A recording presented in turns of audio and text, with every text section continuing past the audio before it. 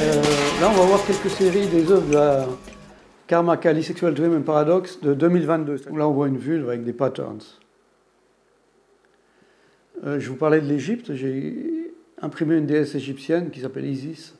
Et c'est vrai que j'étais fasciné de par sa beauté et la volonté de régénérer la vie. Je crois qu'aucune civilisation, autant que les Égyptiens, n'a voulu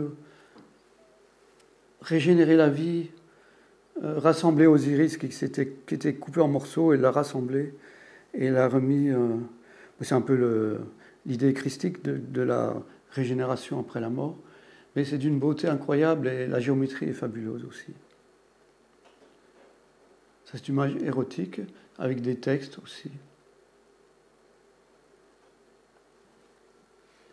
On ne voit pas grand-chose sur cet écran, mais je la passerai. Ça sont les animaux. Je mets souvent dans mes œuvres des animaux parce que Georges Bataille, dans ce livre sur l'érotisme, sur le Blasco, disait que les Amérindiens Navajo pensaient aux animaux en tant qu'êtres qui sont comme les hommes, seulement plus sains en termes de sainteté.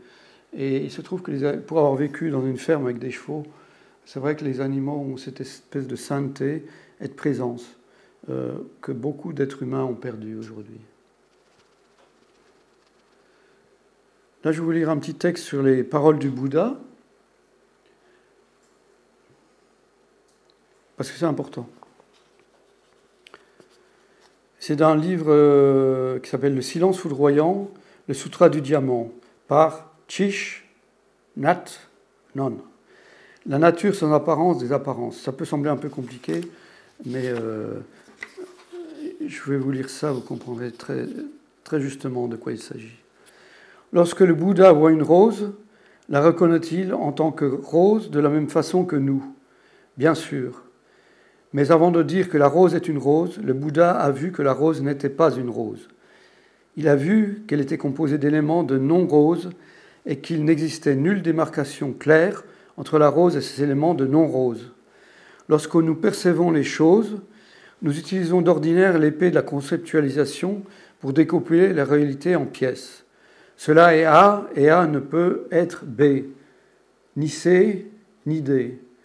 Mais lorsque A est perçu à la lumière d'une coémergence interdépendante, ça c'est très important à dire, nous comprenons que A est fait de B, de C, de D et de chaque chose dans l'univers. A ne peut jamais exister seul et par lui-même. Et c'est ce que je dis un peu dans mon travail, parce que chaque fois que j'imprime une image, je la mets toujours en corrélation, en confrontation avec d'autres univers et d'autres époques, d'autres formes. C'est un peu la base, oui, c'est la base de ce que je veux faire. Parce que vivre seulement dans une seule civilisation, un seul mode de pensée, une seule morale, ça m'ennuie énormément, ça ne me convient pas du tout. Je vais vous montrer quelques œuvres que j'avais faites à New York, un peu en prémonition de ce que sera mon travail aujourd'hui. J'ai fait ça en 1995, et on voit déjà cet ensemble, ce conglomérat d'informations, puisqu'on voit un sacrifice aztèque en premier plan, où ils coupent le cœur, ils sortent le cœur du sacrificié, et ils entrent en transe. Il y a 3 dessins de graffiti de sexe masculin. Il y a des patterns, ce qu'on appelle, je crois que c'est des pygmées. Et au fin fond de ça, il y a un sélacanthe. Le sélacanthe, c'est le plus vieil organisme vivant sur la planète. Et donc tout ça cohabite. Donc les Aztèques, c'est 1200, 1500. Le sélacanthe, c'est moins 3 millions d'années, je ne sais pas. Et les pygmées, ils sont en train de disparaître, malheureusement. Toute leur culture est en train de disparaître. Et c'était les femmes qui faisaient des pagnes pygmées.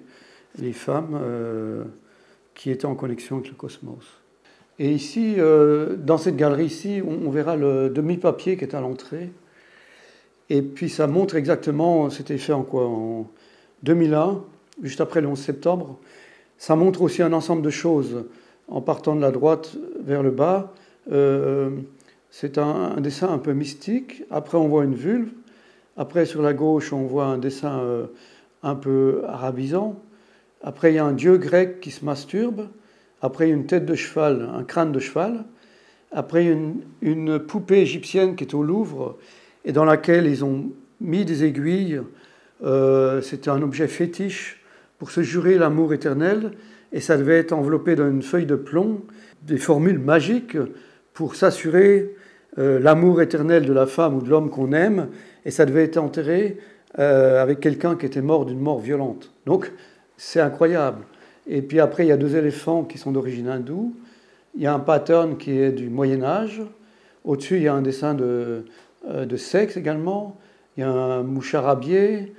Il y a une main égyptienne d'une musicienne égyptienne. Il y a un dessin d'un manuscrit du Moyen-Âge où il est dit Silentium est. Il y a une vulve de femme.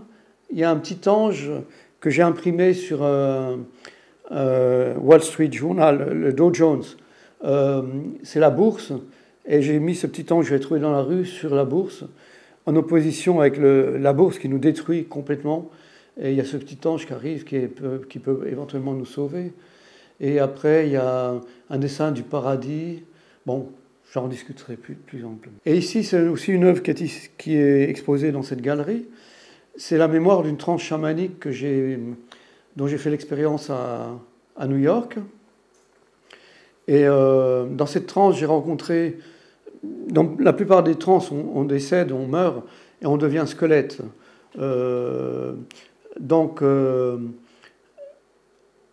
Et on rencontre des entités lumineuses. Donc il y a une femme noire, une femme rouge, une femme bleue, une femme jaune. Et ces femmes ont reconstruit mon corps.